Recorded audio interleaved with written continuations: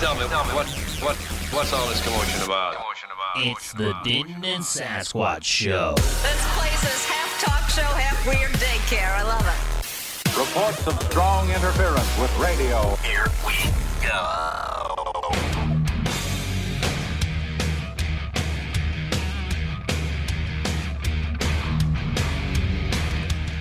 Hello and welcome once again to the Denton and Sasquatch Show, coming to you from California and Alabama. My name is Sasquatch, and with me as always, my buddy, my partner, my friend, Denton. Howdy, howdy, howdy. Everything's well, good, fine, whatever the right word is here in Alabama. How about in California? Not much has changed, but I'm dealing with it. Well, okay. Well, the best liberals I can. are still as they are? Yes, they are. In fact, they're ramping it up as we speak. Oh, we've yeah. got a governor race coming up here, and they're it's like the liberals eating the liberals. Go now. You know what? I'm actually going to have to talk about that one of these days on the show because it's so funny. We've got two hardcore liberals that are basically just fighting with each other over who's more liberal. How do they insult the other one? You're a Reaganite. What do they do? Well, there's many things. Both of them in their past have infidelities, so they attack each other with those. No, really? Whoa, back up. You're telling me they care about that? Well, they try to pretend like they do. Oh, wow. And basically it's just, no, I'm more liberal than you. When I was the mayor of L.A., I did X, Y, and Z. Oh, yeah, well, while I was assistant governor, I did this X, Y, Z liberal thing, and it's funny. Well, next week, let's talk about that because the rest of the world really enjoys laughing at liberalism. The thing about it is we've laughed so long that it's given them plenty of time to, well, for example, take over California. Not good. Yeah, that's true. Well, I got a burr under my saddle. Oh, all right. I like your burrs. That sounds a little disgusting, but anyway. I didn't say I like your saddle. I said I like your burrs. Dianne Feinstein. Well, Feinstein. That'll burr anybody. No doubt, is trying to trot out a bill that is going to reinforce and solidify the Second Amendment. Really? All right. That was funny. No, she's going after the guns. If you recall, 1995, I think it was, she wanted to take away all of what she calls assault rifles. Mm-hmm. I think they call them now assault weapons. Okay. And she would be, even if she had the votes, which she did not have, but if she could have, she would have told Mr. and Mrs. America, turn them in. That is to say, no longer can you buy them, but you can no longer keep the ones you have. Well, God forbid, nobody needs a weapon like that. No, you can't hunt with it. Bullshit. If you like your rifle, you get to keep your rifle. Okay. And it's going to be 100 pages. Over 100 pages to define assault weapons. Well, they want to make sure they have everything covered. What in the world? Why would it take over 100 pages for that dingbat, that old witch from California, to define assault weapons? You know what? I have the answer for you, because they've been trying to do it here for a very long time, and every time they do, because they know nothing about guns, they put forth all these laws. Okay, this is an assault rifle. Well, then we come up with a bullet button. Okay, now it's not an assault rifle, so then they have to do something else. And there's always a way around it. And so I think they're trying to use 100 pages just to cover every angle. Well, to show how much stupidity is out there in the Democrats, Bill Nelson of Florida, what is your problem? So close to Alabama, yet so far away, you idiots, to elect somebody like Bill Nelson. Bill Nelson says that they're definitely going to ban AR-15s in 6 hours, like the ones used in that shooting down the Pulse, I think, cafe or Roller Disco in Florida. The idiot doesn't even understand that it's not an AR-15 and a 6 hour. It was an AR-15, of course, manufactured by 6 hour. The retard thinks it's two different weapons. Well, way to go. He had one in each hand. Yeah. So now, look at you Democrats just need to understand that you really don't want to do this. And I'll tell you why. I'm not turning anything in. Neither are my friends. We're not turning a weapon. We're not going to give you a single bullet. Not when it's still in the brass, anyway. Leave us alone. We firmly believe that the Second Amendment is most important when they try to take away our Second Amendment. These rifles that you think are evil are not assault rifles. Number one, they're not automatic. You people have redefined the word assault rifle. That doesn't mean that your definition is correct. Okay? That you don't understand rifles or history is not my problem. The thing about it is these rifles are the exact rifles we would need to protect our nation or take it back from tyranny and arbitrary rule. We are not stupid. We understand the only reason why you want to take these rifles away from us is because you want to impose tyranny and arbitrary rule. Not going to do it. So I feel better. Well, if they really cared about, no, I guess I don't feel better. If they really cared about anybody's health and well-being, why aren't they banning SSRIs? Selective serotonin reuptake inhibitors, happy pills. Each one of these kids have gone off on a shooting rampage. We're on happy pills. Well, I don't know if you saw the article, but there was an article, I forget which publication, where the doctors are now coming out and they're angry at Trump because he's saying it's a mental health issue and it's not a mental health issue. So they are saying that this kind of activity is totally sane? Well, that's what when I read it, I thought, okay, so somebody that's going to take an innocent life is not mentally insane? Either they're mentally unstable or they're demon possessed. Either way, there ain't no laws that's going to change that. Okay. And both can be fixed. One, therapy, or shall we say inpatient treatment. And the other one is called exorcism.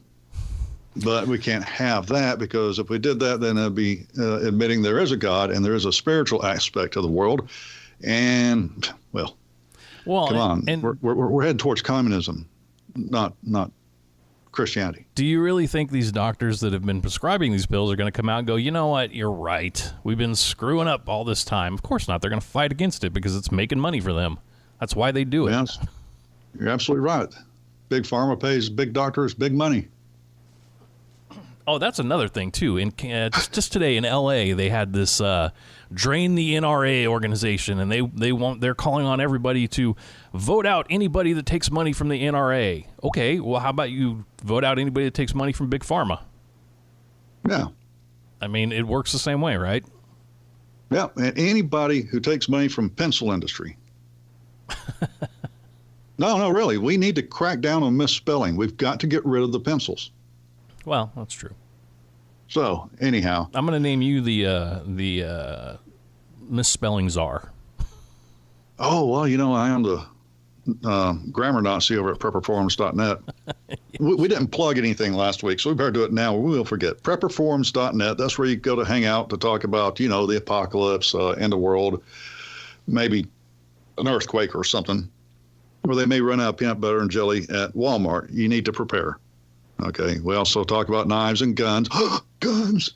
We talk about them and not trying to ban them. We like to talk about what weapons we like and what we think are the best. And, of course, it's always a squabble when we do that. Also, you can find us at Denton and Sasquatch Show. Denton and Sass Show at gmail.com. Oh, that's our Gmail account. Yeah. Yeah, Denton and Sass Show at gmail.com, or our website. What's the website? Website is dentonandsasquatch.com. Oh, no show. Okay. dentonandsasquatch.com. You're the one that put this website together and you don't even remember. And that surprises you how? It doesn't. So anyway, we have, if you recall last week, ladies and gentlemen, Kwuam Adams was with us. Guess what? Last week we were talking about all kinds of problems. Well, this week Kwuam is bringing us solutions. We are going to discuss the solutions and see if any of them work or if we're just going to throw them out offhandedly. Kwuam. Hey, what's up? Don't know. What you up to? I am sitting back listening to you guys and trying my best not to bust up laughing and mess up the intro. I got a lot to talk about, especially in this last week. I wish we had a long time because, we have the shooting, obviously, and then we have on the opposite end of the spectrum, we had the Black Panther movie come out and all the brouhaha about that and what, some opinions on that. But tonight I got I think we got some special sauce here for some solutions. Well, hold on now. Come to think, but your YouTube site is Red Pill Reality, Yes, sir. or you can just look up Kwuam Adams. One of the two. Yep. Two. It'll pull up the same thing. But it's Red Pill Reality at YouTube. If you go to YouTube and just search for that, that's what it'll pull up. And then I'm kicking around the idea of starting a blog as well. But That's a good idea. I have to be more disciplined on doing that. So I will tell you this though. In the future, we're working on it. In the future, you guys would want to hear the discussions that me and my wife have over the phone about these things. I think a lot of people would probably enjoy our conversations because, like I said, she's even more radical than I am. Well, you know what? Y'all should record it and do it over Skype. Put it on YouTube. I was thinking about doing that. With her. But, it was funny. There is hope because she would, like I said last week, she was a Democrat growing up. And after she met me, she was like, she took the red pill and got out of the matrix. Great. Hey, Kwuam, real quick. Denton posted your, I guess your first YouTube Black Panther review. Yeah. Were you sitting on the toilet when you did that? I was not on the toilet, but I was in the bathroom. I just had to ask because I saw the towel rack there, and I'm thinking, yeah, that's my bathroom studio, man. That's Well, I watched your videos, not just that one, and it was obvious that is your preferred room. And I was surmising that you're married, so that's the only place a married man can find peace and tranquility. You got that right, man. You got that right. And it's a miracle that I can stay in there for 6 or 7 minutes and record a video without Dad or Kwuam, can you come do this for me? Give me 10 minutes, please. Good acoustics in there as well. So. Yeah, true, very true. But no, I was not on the toilet. Although I wouldn't mind videoing myself on the toilet, I don't care. Well, it makes sense because we all sound like Elvis when we're in the shower. Yep. Yeah, it was great. Like you said, great acoustics. Yeah. Okay, now, where do you want to start out? Basically, we were, talking about the problems, a lot of the problems that face America and the black community in specifics. But being that I'm an American second, I'm a Christian first, then I'm an American. The issues that I looked to solutions for would apply to everybody. First you got to figure out what problem we're trying to solve, and the overall problem we're trying to solve is it's recapturing the hearts and minds of Americans and bringing them back to what America was in the first place, bringing them back to the idea, the great experiment of America. All pictures of people to have that idea, to get that dream in their heart again of what the great experiment was. I mean, if you think about it, we're one of the youngest countries, if not the youngest country in the world, and we are a superpower. That's a miracle in and of itself. And that's all because of two things, because of the dream and the spectacular idea of America experiment, and because Providence. Okay, well, here's the thing. You're talking really nice journalistics. Now get to the meat and taters, because getting back to the original America, okay, yeah, but what made the founding America different than what we're seeing today? Well, in my opinion, what made America before we got inundated with what we see now is the idea that it goes right back to the core of the Constitution and the Declaration of Independence and the Bill of Rights, that all men were created with inalienable rights from God, from their Creator. And everything, when you know that, everything else in government, economics, freedom flows out of that. If I am an individual that has rights that were given to me outside of any human thing, then those particular rights, we figure out what those rights are, and then secondly, those particular rights have to be protected over all other things. And by doing that, you protect other people's rights. So let's get into it, because like you said, you probably figured out I can talk for 17 hours and keep going. So I thought of this. I thought, okay, how do we narrow this down to solutions or whatever? So I thought, okay, let's do the top 10 solutions. This is in no way an exhaustive list. I'm not saying that I'm the authority on everything, but just how I see it, right? And well, we're not talking to other people. We're talking to you, and we want your opinion. And right now, right. You are the authority. You're the authority. The authority. Yes. And so I broke it down to 5 macro solutions and then 5 micro solutions. Macro meaning government, the bigger picture, what we should be holding our government to. Micro meaning what can we do individually that can bring solutions. And these should be able to affect even what we see today in the school shooting. So let's start with the macro, and then we can kind of chop it up from there. And it's not in order of importance, it's just how I wrote it down. Number 1 would be to reduce more regulations, as many regulations that we can reduce in the government. Let's reduce as many regulations as possible while increasing accountability of these big companies, the standard corporations. So there's a way that we can, as you saw Trump did, he started reducing regulations, and what immediately companies began to respond to that. What does that do? That creates more jobs for people. What did creating more jobs do? It makes people get back to work. It lifts up the pride of the individual. They're able to provide for their family more, have a better chance of providing for their family, which ups the morale of the country. You have less time to fool around and get into trouble when you're working, when you feel like you have some pride in yourself. So, and it all starts with making sure larger and smaller companies there's an atmosphere that allows them to flourish. We need to stop demonizing companies and people that are successful, because they generally will open up opportunities for a lot more people. So reduce the regulations and increase, and at the same time, increase accountability, because there are those companies that, 1 out of 100 that will take advantage of their workers. So you can, if you do, I think if you do those 2 things at the same time, then you can satisfy the people that are like, big companies, railing against the big companies. Okay, well, how do you hold them accountable except through regulation?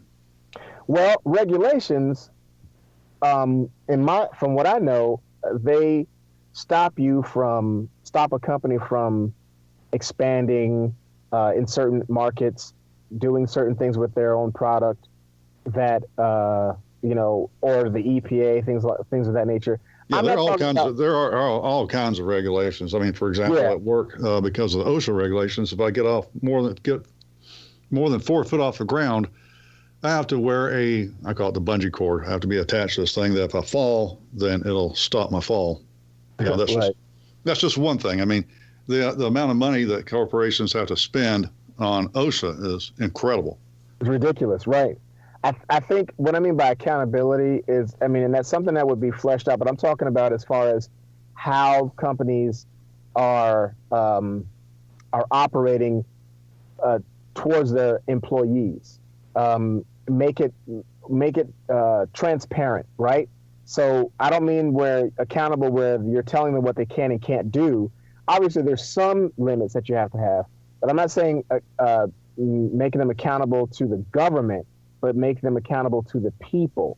So a good example that I was thinking of is like my church, right? For example, you always hear people say, "Oh, these large churches, they, have all this money, and the pastor's driving around in a Rolls Royce and blah blah blah." The church that I go to, they have all their financial transactions run through an outside audit every year, and they post it publicly for people to see. So it automatically makes them accountable to the people. So what happens is the market will bear out. Like if your company is doing things that the public, your employees don't like, then the market's going to bear that out, and you're going to have to either self-correct or you're going to go out of business eventually. Makes absolute sense to me. Yeah, so I'm not saying be accountable to where like the government, you have to be accountable to the government, but accountable to the people. Macro number two. Macro number two would be to have our representatives focus on social issues and not just the economy. And I'm gonna tell you why. Do we really want that? I want them. Yeah, I want our politicians to. What I mean by focus on social issues is the social issues that we are concerned about. For instance, well, they have been doing that. They're man can marry man, and the rest of us have to put up with it. And they protect abortion. They are doing that already. Well, that's the dark side that's doing it.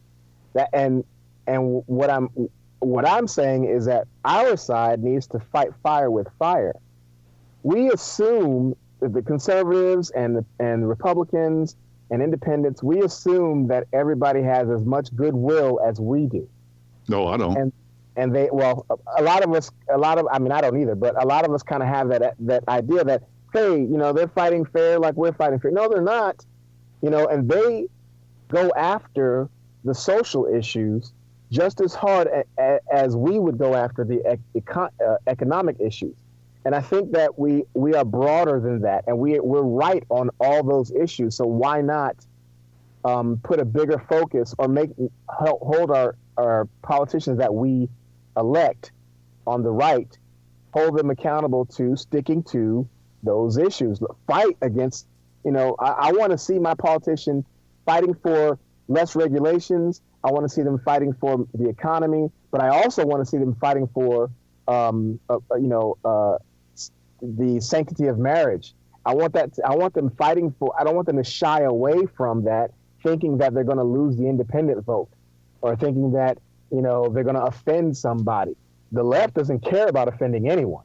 They're going to say what they feel, how they feel, when they feel it, and if you don't feel what they feel, then you're, the scum of the earth.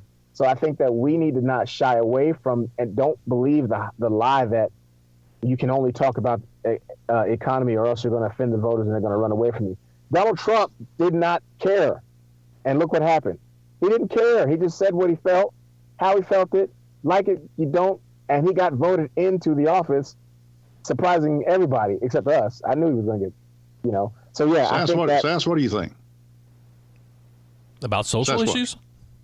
Well, yeah. I mean, I come from a different angle on this because I consider myself, even though I am conservative, more of an independent.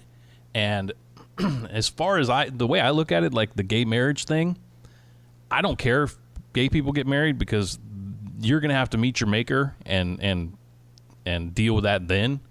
But right. I just don't like them pushing these things on me, forcing me, telling me that I have to, accept every single little thing. It's like, you want to get married and do what you do in your house? I don't care.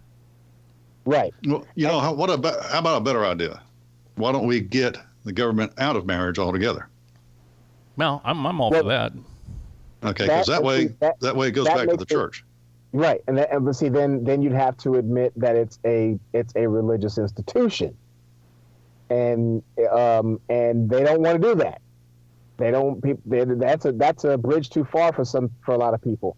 When they instituted no fault divorce and all that, and I'm with you, Sass. I don't want the government to be in my business as far as marriage is concerned. Like you, I don't want them to force their views on me. And if I don't bake a cake for you because of my seriously held religious beliefs, bake a specific cake for you, then I am liable to lose my business because of that.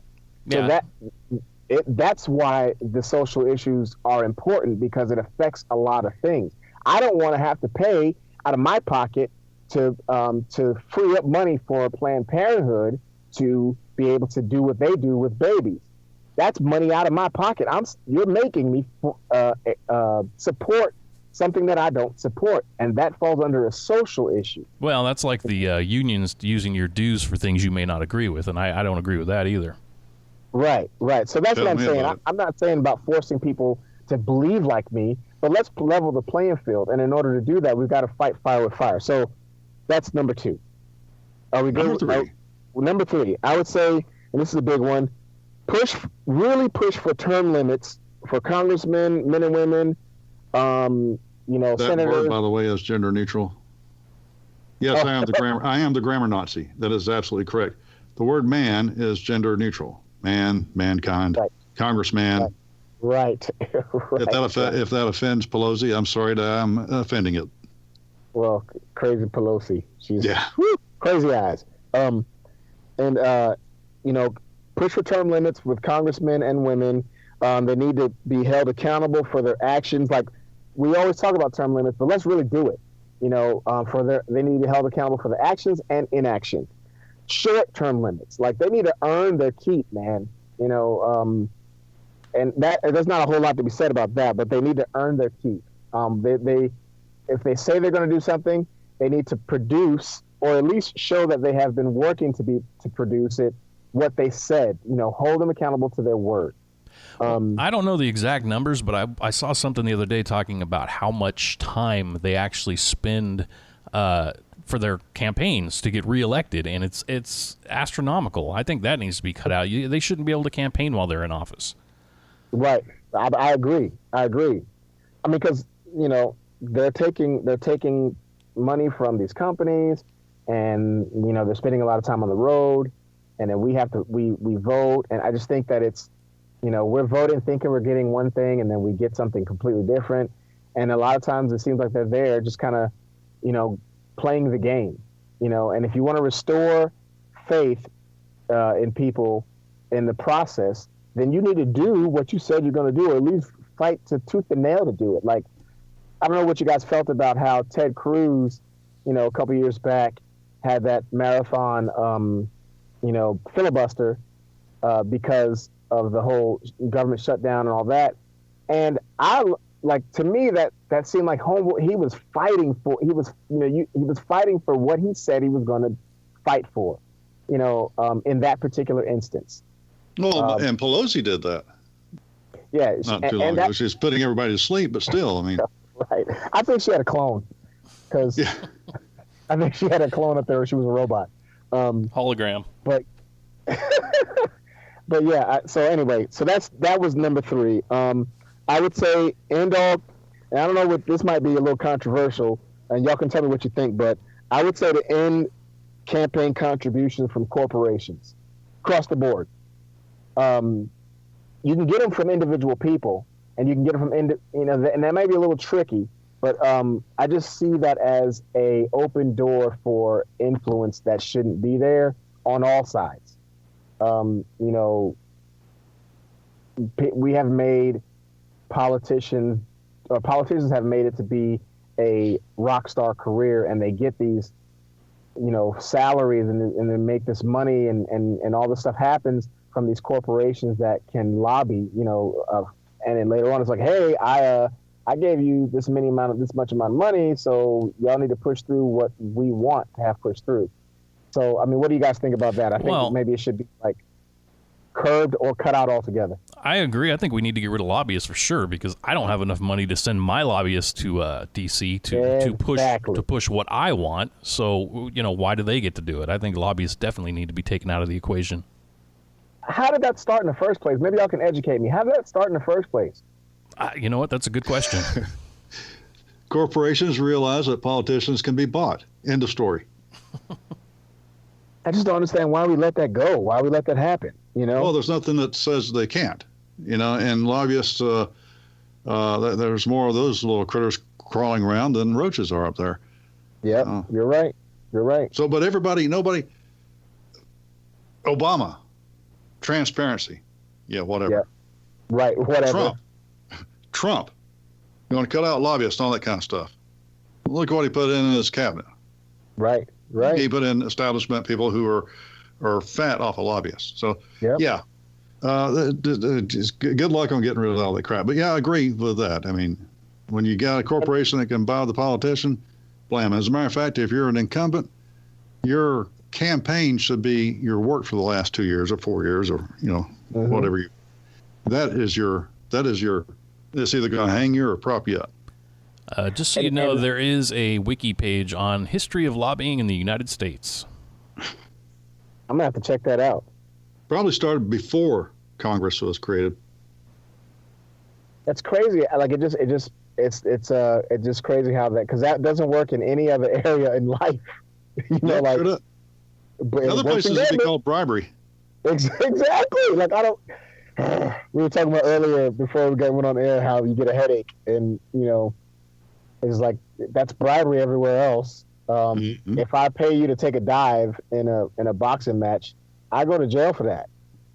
You know, so why is it that you can pay politician X to vote a certain way? Well, you know, it basically breaks down to legal bribery. Is what it is. Yeah, you're right. You're exactly right. How else do you think, like, for example, Dick Shelby, I like Richard Shelby, I like to call him Dick Shelby, senator from down here, worth millions. He's worth millions. He wasn't worth millions before he went to Congress. Right. Okay, now how in the world did he manage his... He is very good at managing his money. That must be it. Yeah, anyway, sure. He needs to write a book so I can learn how to do that. Well, I mean, all of them. You know, Hillary. You know, the Clintons. Let's not even talk about the Clinton cartel. But, you know, Obama was worth a certain amount, and then as he left office, I mean, you know, it's obvious. You know, number 5. I think before I pop a blood vessel, we need to elect, and this would seem to be something that was obvious. Now, again, remember, this is not exhaustive because, you know, we talk about immigration and what we need to do with that. Those are kind of getting into, you know, some of the more details, but I kind of zoomed out a little bit so it would be applicable to everybody. I have a friend of mine that we talk about immigration a lot, and he's under the ilk that ideally we need to close the borders altogether for 10 years and get ourselves together, and then, you know, so I mean, there's a bunch of other hot button issues that can be done, but these are just my kind of view at 30,000 feet sort of answers. So number 5 would be elect politicians not afraid to fight for the Constitution.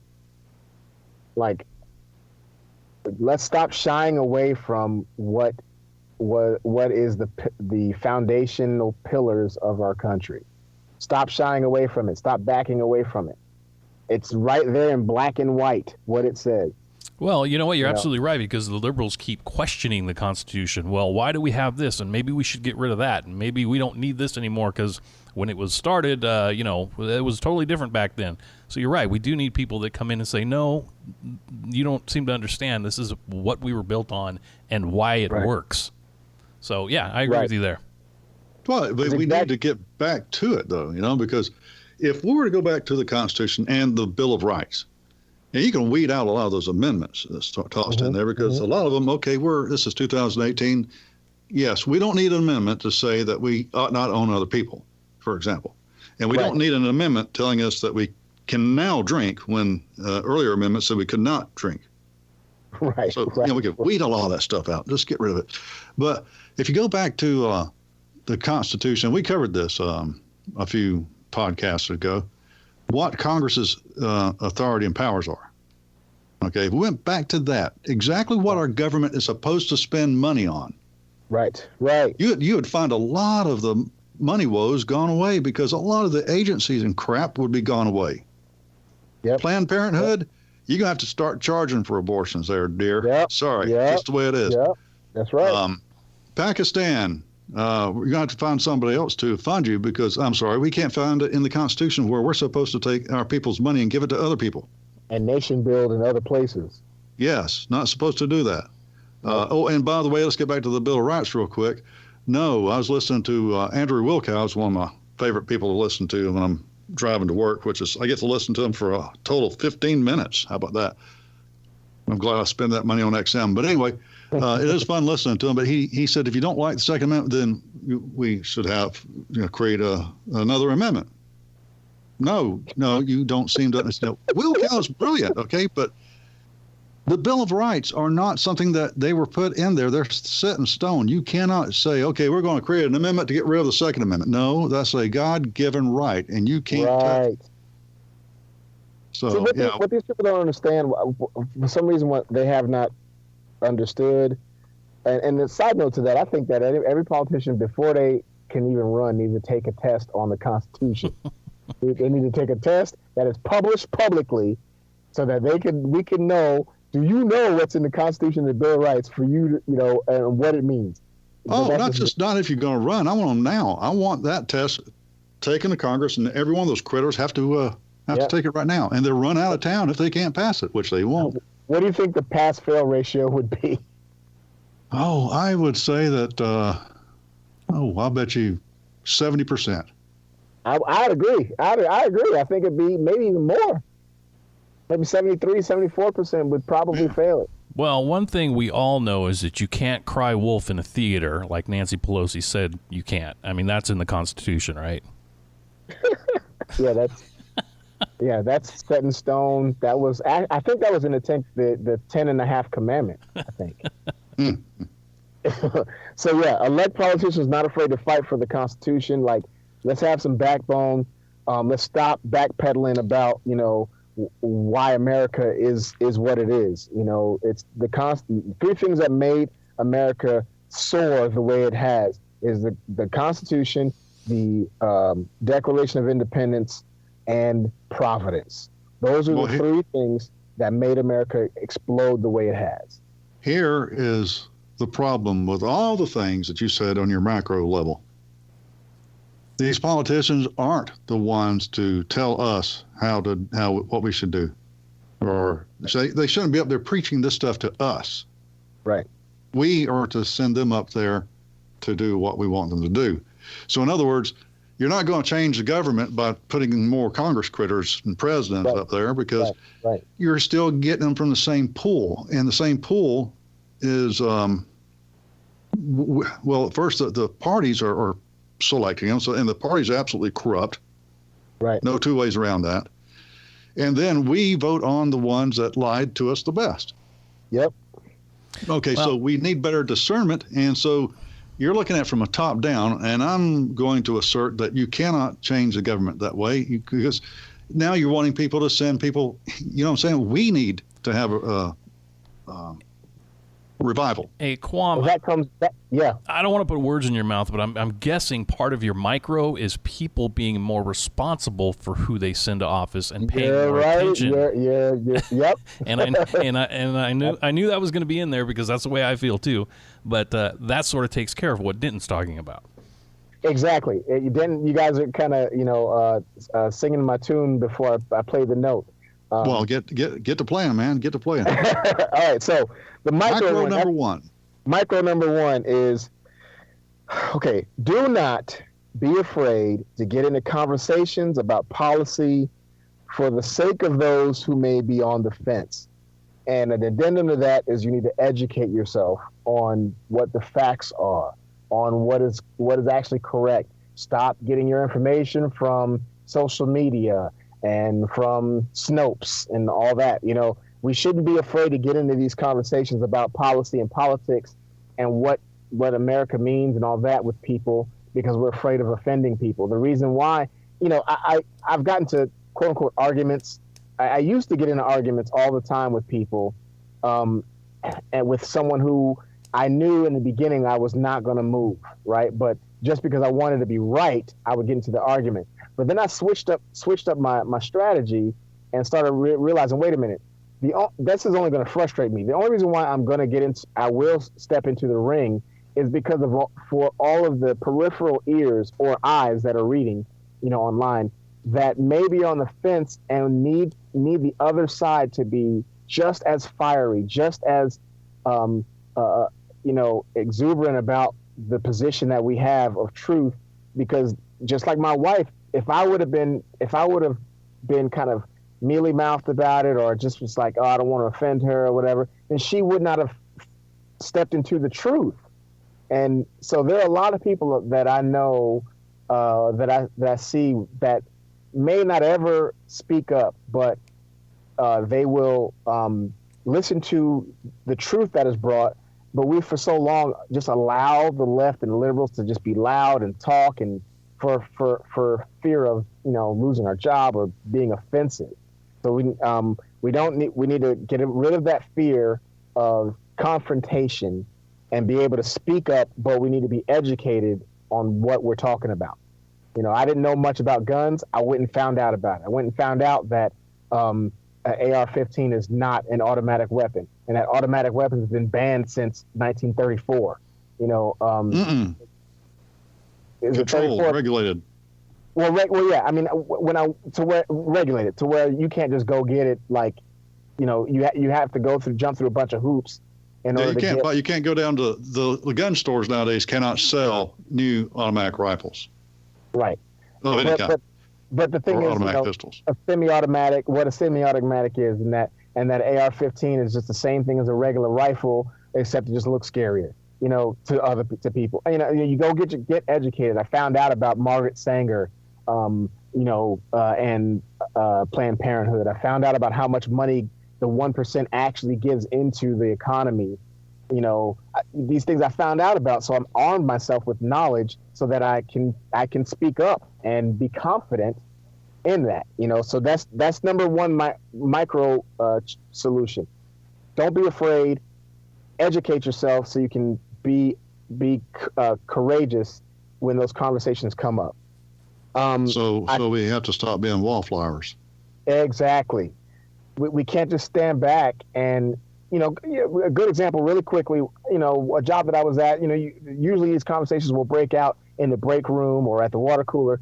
I'm in the break room and something happened. I think it was the Trayvon Martin case had come up, and you had somebody come in there and they were just angry, and it was just right at the beginning of the SJW movement, and they're like, saying stuff, and everybody in the break room is listening while they're eating their lunch, and I noticed nobody is like challenging this person, and so I spoke up, and when I spoke up, you could tell ears perked up in the room, and the person, they ended up backing down, calling me a name, and walking out the room, but then everybody, the other people later on in the day was like, man, that made a lot of sense what you were saying.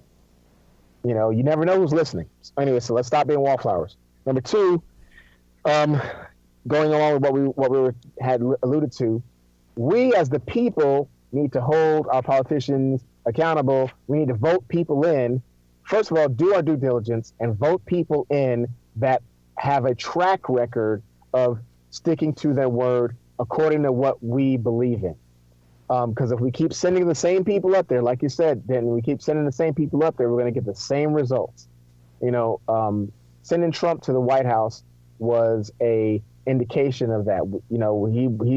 He wasn't the same, and I hope that he doesn't turn into this, that Washington doesn't mold him into establishment. But we need to vote in people, do our due diligence, take it seriously, find out what the issues are and how these people stand on these issues.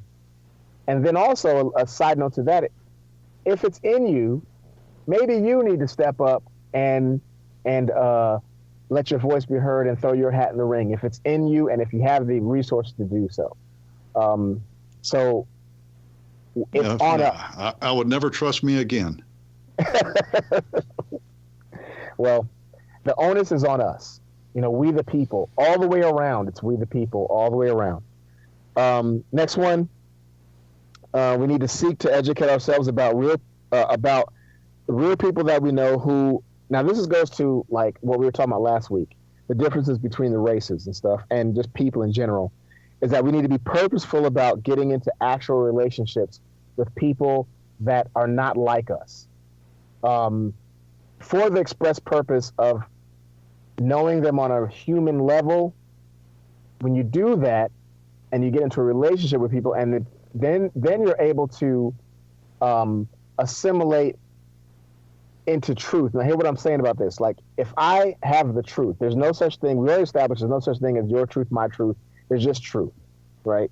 And if I know that I have truth and I am in relationship or seek to relate to other people that may not have grown up the way I did, may not look like me, but I'm actively seeking that out, and then I just express my truth through my life, that is going to affect people, and you're going to end up duplicating yourself, ideally.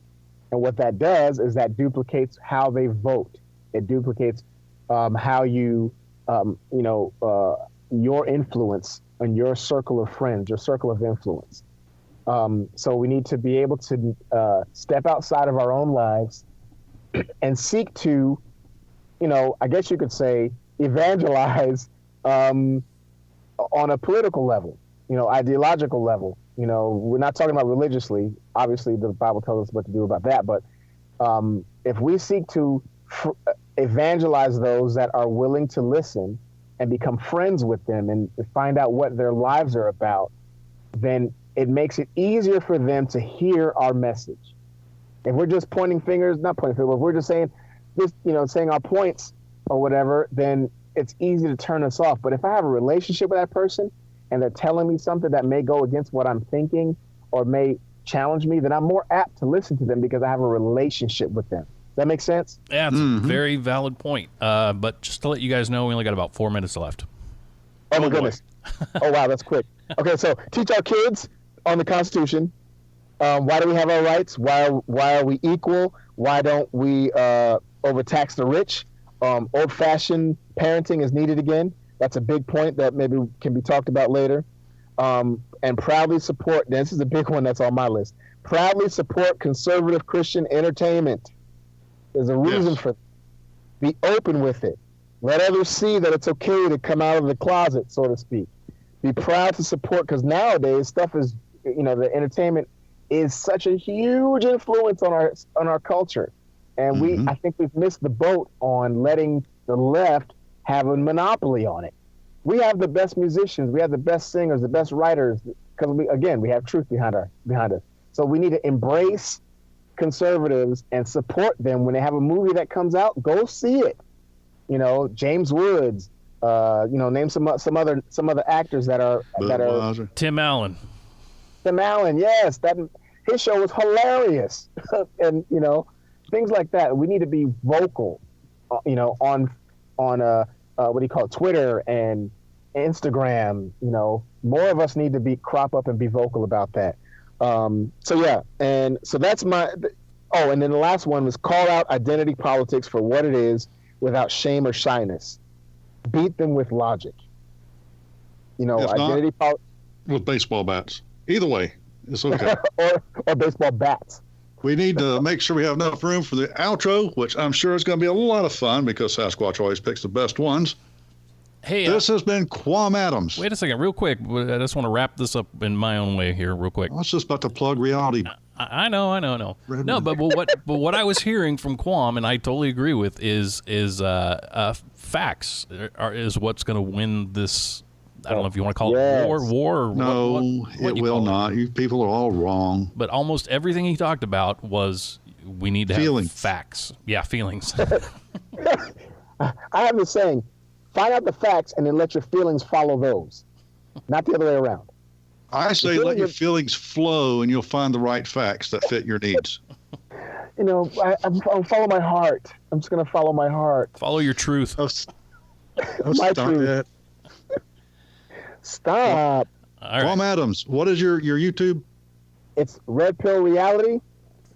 Just put that in there, all one word, and you'll find me. You'll see my ugly mug. And what is your business? My business, I own a graphic design firm where we do all things graphics for you, branding, identity, everything. We do all that for you. What's the name of it? The name of it is BrooklynBridgeMediaDesigns.com. Go on there, and there's a blog that is on there having to do with art and how it deals with our culture. And all right. Go on there and check that out.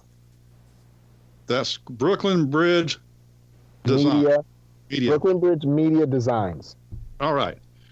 Well, this has been great. And Kwuam, you going to be willing to come back again? Whenever you want. Excellent. Sass, how are we doing on time? Got about a minute and a half. I'm going to bring my AR-15. I started panicking. I need a clock. Can I bring my AR-15 next time? Sure. Yes. All right, great. You're just right up the road from me. We are going to have to go shooting. Most definitely. I would love to. You got to show me some stuff. I've only been shooting once. What did you shoot? It was a handgun. I don't know what it was, but it was a handgun that was really, really loud. Really? Yeah. Well, okay. come on down. We've got a mutual friend that lives up the road a little bit from me. We'll get him to come down, and he'll bring a bazillion guns. I'll bring a handful, and you're going to leave with some achy ears. Well, except for he's got a bunch of suppressors. I have one now, so it does make it a lot quieter. Y'all going to educate me, man. I'm ready to be educated. My wife told me that we need to go get some, since this stuff has happened, we need to go get our concealed carry. You need to go get rifles immediately, if not immediately. Yeah, you're right. Man, in cases of ammunition. Hey, Denton. I wish we had more time to have more stuff to talk about. Tick tock. All right. Well, no matter how hard we try, we're still going to lose this country. Everything's going to be ruined. We are doomed. So what do we do? I think we need to drink up. Good idea. Kwuam, have a good night. Sass, see you later. All right, y'all. Imagine there's no heaven. It's easy if you try. God bless America, land that I love. Stand beside her and guide her through the night with the lights from above. From the mountains to the prairies to the oceans, wide with